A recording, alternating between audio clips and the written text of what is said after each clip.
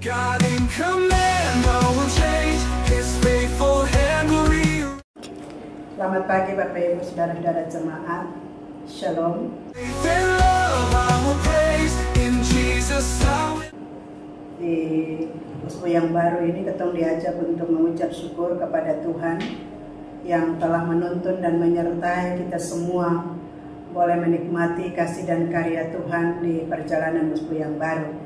Dan tentu ketong semua akan memulai seluruh aktivitas masing-masing di tempat-tempat kerja dan usaha. Dan oleh karena itu ketong akan dihiburkan dan dikuatkan, dipedomani dengan kebenaran firman Tuhan yang akan menghantar kita bersama untuk berkarya, bersaksi dan melayani di tempat-tempat usaha dan kerja kita masing-masing. Dan pembacaan kita di hari ini terbaca dalam kitab Nehemia pasal 2 ayat 1 sampai ayat yang ke-10. Sebelumnya mari kita berdoa.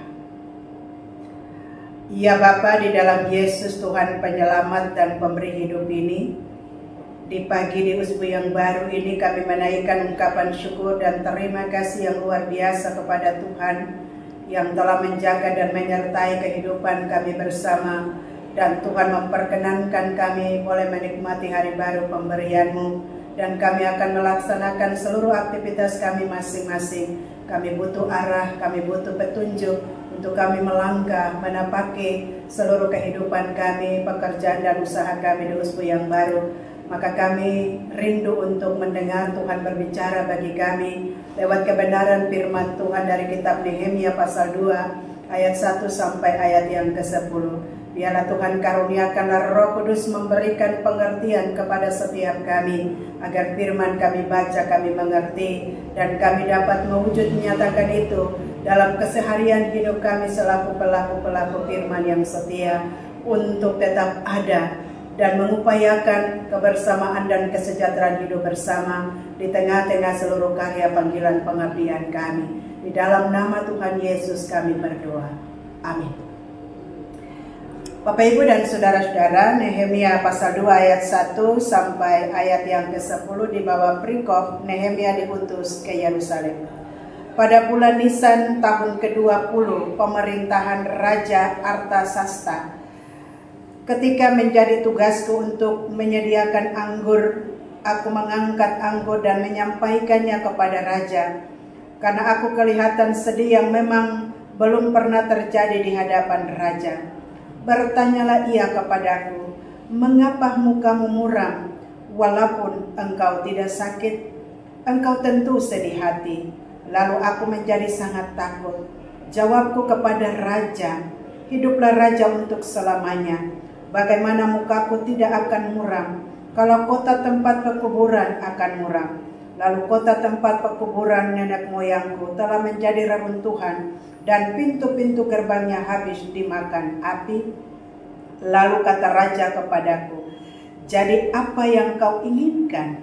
Maka aku berdoa kepada Allah semesta langit. Kemudian jawabku kepada raja, jika raja menganggap baik dan berkenan kepada hambamu ini, utuslah aku ke Yehuda, ke kota pekuburan nenek moyangku, supaya aku membangunnya kembali. Lalu bertanyalah raja kepadaku sedang permasyuri duduk di sampingnya, berapa lama engkau dalam perjalanan, dan bilakah engkau kembali? Dan raja berkenan mengutus aku, sesudah aku menyebut suatu jangka waktu kepadanya. Berkatalah aku kepada raja, jika raja menganggap baik, berikanlah aku surat-surat bagi bupati-bupati di daerah seberang sungai Efrat, supaya mereka memperbolehkan aku, lalu sampai aku tiba di Yehuda.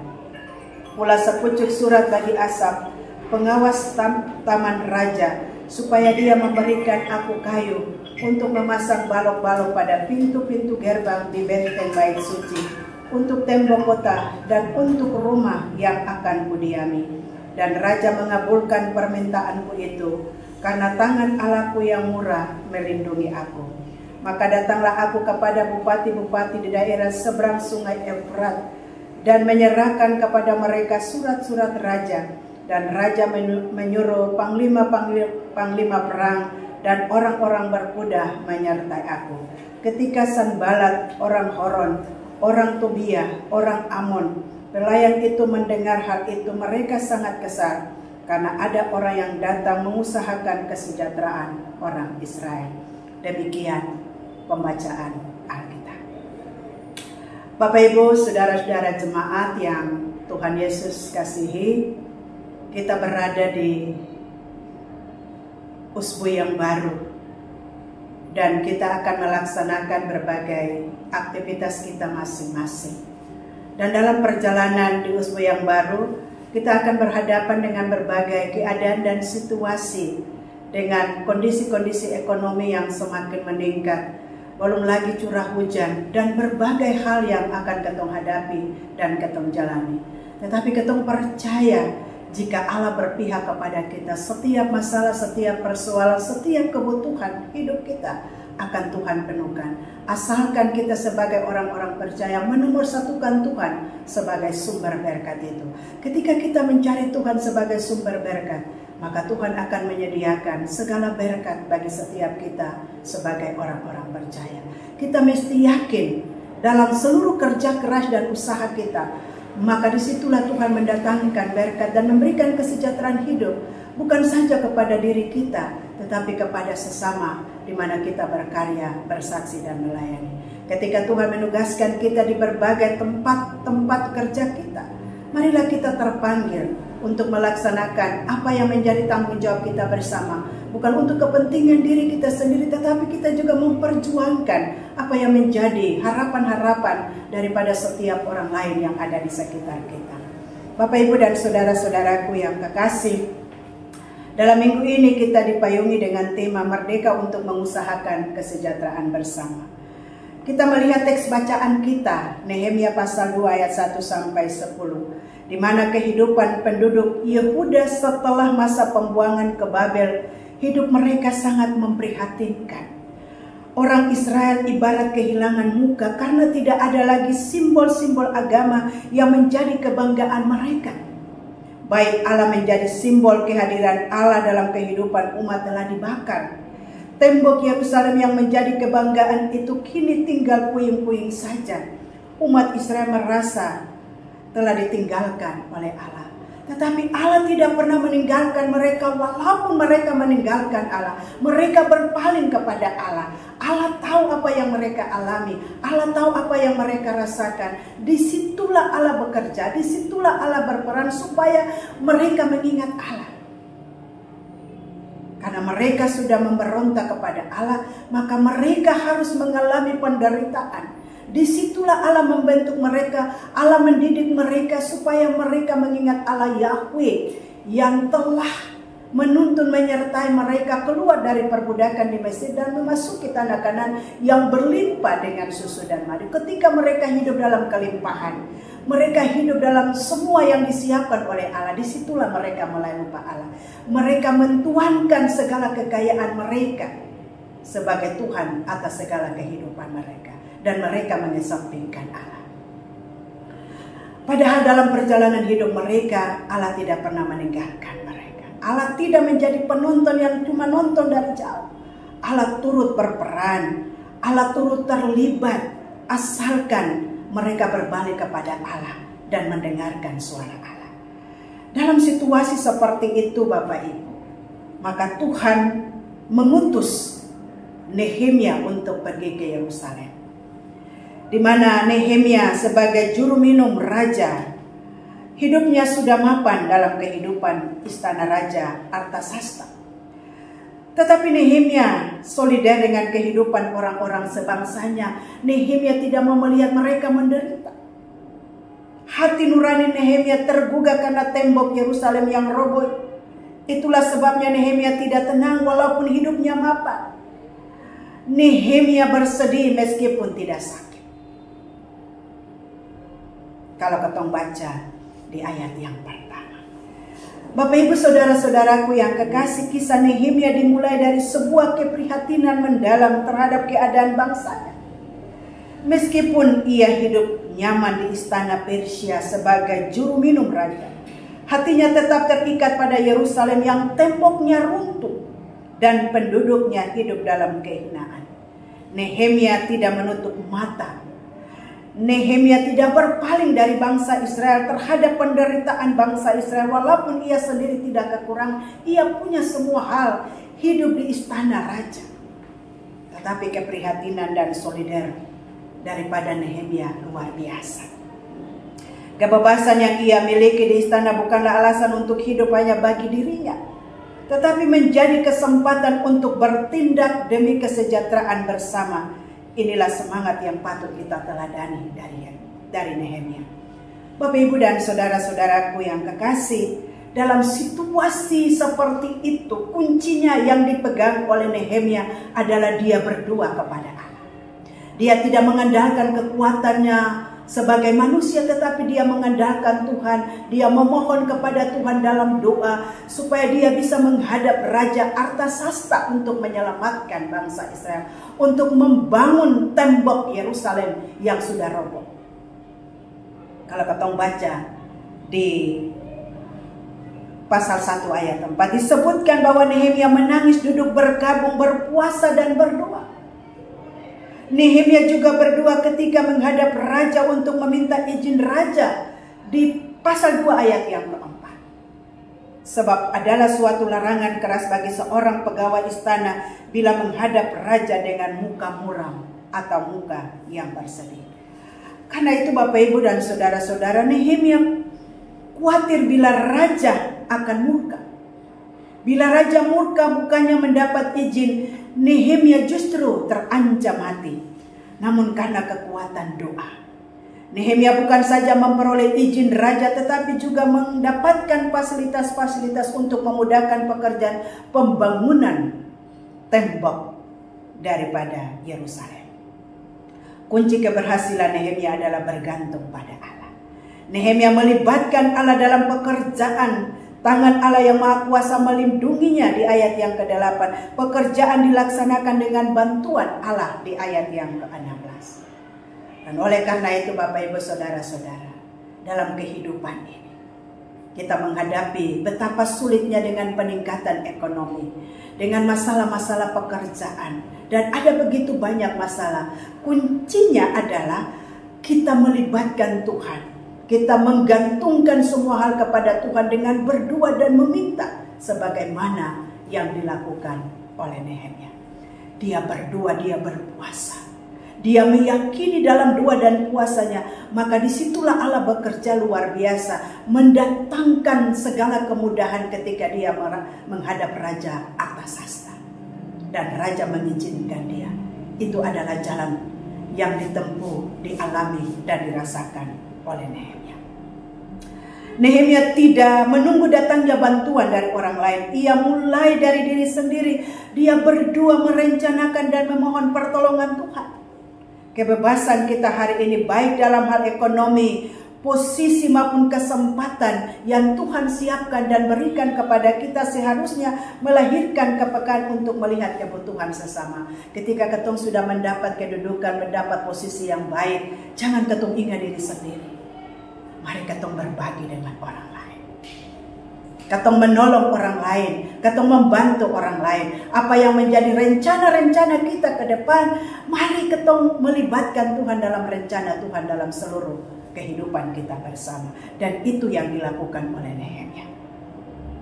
Nehemia berani mengambil resiko ketika menghadap raja. Ia memanfaatkan hubungan baik dengan raja untuk mendapatkan izin, untuk mendapatkan perlindungan dan sumber daya guna membangun kembali tembok Yerusalem. Kebebasan sejati berarti memanfaatkan apa yang kita punya, waktu, relasi, keterampilan untuk melayani dan membangun, bukan untuk hanya menguntungkan diri sendiri. Kadang-kadang dalam kehidupan kita di dunia ini, ketong selalu kerja ingat ketong pun diri. Semboleh ingat orang lain, itu urusan mereka, bukan urusan kita. Tetapi ketika Tuhan memberikan kesempatan, posisi yang baik bagi kita, jangan untuk diri kita sendiri. Tuhan pakai Bapak dan Ibu untuk menjadi saluran berkat bagi orang lain. Sebagaimana Tuhan mengutus Nehemia. Dia tidak mengingat diri sendiri padahal dia sudah mapan hidup di istana Raja Artasasta. Tetapi dia prihatin terhadap penderitaan bangsanya sendiri, yaitu bangsa Israel. Ada orang-orang di sekitar kita yang sangat membutuhkan kita. Mari tangan kita terulur, tangan kita terbuka, dan membantu mereka dalam kondisi-kondisi kesusahan, kondisi-kondisi penderitaan, kondisi-kondisi kesukaran hidup. Karena Tuhan menempatkan kita pada posisi dan jabatan kita. Tuhan tahu bahwa ketika Bapak dan Ibu ditempatkan pada posisi dan jabatan tertentu, maka disitulah Tuhan pakai Bapak Ibu untuk menjadi saluran berkat bagi banyak orang. Kalau kita baca di ayat yang ke-8, ditegaskan keberhasilan Nehemia datang karena tangan Allahku yang murah itu melimpah atasku. Merdeka untuk mengusahakan kesejahteraan bersama bukan berarti mengandalkan kekuatan sendiri, melainkan menggabungkan usaha manusia dengan pertolongan Tuhan. Jadi kalau kita mau memberikan kesejahteraan kepada orang lain dengan posisi atau jabatan yang ada pada kita, jangan bilang bahwa beta bisa, orang lain sebisa beta tidak butuh Allah. Tetapi ketika Tuhan menempatkan kita dengan posisi dan jabatan untuk mengusahakan kesejahteraan bagi orang lain, kita harus melibatkan Tuhan dan minta pertolongan daripada Tuhan. Bapak, Ibu, dan saudara-saudara, mari kita jadikan Nehemia menjadi pelajaran dan teladan bagi kita di tengah-tengah membangun kesejahteraan bersama sebagai orang percaya. Pertanyaan yang patut kita renungkan, di manakah Allah kita tempatkan dalam membangun kesejahteraan hidup bersama? Apakah dalam membangun kesejahteraan hidup bersama Allah berada di tempat utama ataukah sebagai tempat cadangan? Mari Bapak Ibu, kita cari Tuhan sebagai sumber berkat. Kita menjadikan Tuhan itu yang utama dalam segala hal, dalam setiap jabatan dan posisi kerja dan usaha kita. Karena Tuhan adalah sumber berkat. Apakah Allah hanya kita cari ketika kita butuh dan kita ingat ketika ada kesulitan? Bila doa adalah napas kehidupan kita, maka hendaknya doa menjadi denyut setiap gerak dalam seluruh perjalanan kehidupan kita sebagai orang-orang yang percaya kepada Tuhan. Kita jadikan doa sebagai gerak langkah kita dan aktivitas membangun kepedulian dalam hal saling membantu. Ingatlah Bapak, Ibu, saudara-saudara, bukan hanya Nehemia yang memiliki rasa kepedulian dengan kehidupan bangsanya, tetapi Allah kita adalah Allah yang peduli, Allah yang sangat mengerti, Allah yang sangat memahami, Allah yang sangat tahu akan seluruh kehidupan kita sebagai orang-orang percaya. Allah tidak hanya merasa kasihan melihat manusia terbelenggu dalam dosa. Allah tidak hanya menjadi penonton. Allah tidak menunggu manusia bergerak duluan. Allah yang maha tinggi itu mengosongkan dirinya. Allah memberi diri dan mengorbankan dirinya sendiri melalui Yesus Kristus sampai mati di kayu salib untuk menanggung dosa kita. Tidakkah hati kita juga tergerak untuk memiliki kepedulian dan kepekaan terhadap orang lain di sekitar kita? Di depan mata kita, kalau bukan kita yang menolong kita, kalau bukan kita yang membantu kita, kalau bukan kita yang membagi berkat kepada mereka, siapa lagi? Kalau bukan sekarang, kapan lagi kita lakukan? Mulai dari sekarang, tangan kita harus terbuka dan terulur, membantu mereka dalam penderitaan dan kesusahan.